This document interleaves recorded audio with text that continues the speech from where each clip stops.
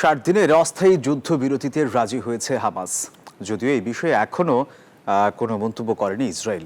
এরপরও গাজা জুড়ে ব্যাহত আগ্রাসন, একই সঙ্গে দক্ষিণ ও পূর্বাঞ্চলে আইডিএফ এর হামলা জোরদারের খবরও জানায় গণমাধ্যম। আর অন্যদিকে উপত্যকায় খাদ্য সংকটে নতুন করে আরও 3 জনের মৃত্যু হয়েছে।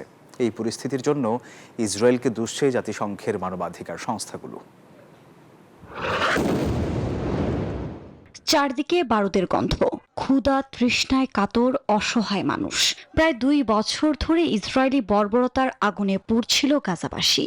অবশেষে ফিলিস্তিনিদের দুর্দশা ঘোচাতে অস্থায়ী যুদ্ধবিরতিতে রাজি হল হামাস।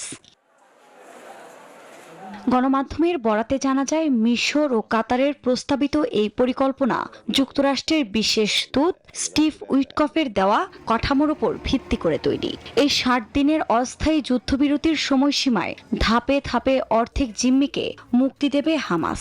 জানা গেছে, অন্তত 20 জন জীবিত জিম্মিকে ফেরত দেবে গোষ্ঠীটি। একই সময়ে অস্থায়ী যুদ্ধবিরতি ও গাজা থেকে ইসরায়েলি সেনা প্রত্যাহার নিয়ে আলোচনা চলবে। তবে এই ইস্যুতে এখনো কোনো মন্তব্য করেনি ইসরায়েল। এরপরও উপত্যকা জুড়ে বন্ধ হয়নি হামলা। খান ইউনিস ও দেইর আল বালাতে বাস্তুচ্যুত ফিলিস্তিনিদের আশ্রয়কেন্দ্রে বোমা হামলা চালিয়েছে আইডিএফ। একই সঙ্গে দক্ষিণ ও পূর্বাঞ্চলে নতুন করে হামলা জোরদার করেছে তেল আবিব বলে জানায় গণমাধ্যম।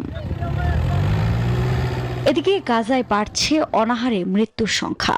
এই পরিস্থিতির জন্য মানবাধিকার গোষ্ঠীগুলো ইসরায়েলকে দুষলেও তাতে বৃদ্ধাঙ্গুলি দেখিয়ে যাচ্ছে জায়নবাদীরা। আফরিন মৌ, নিউজ 24।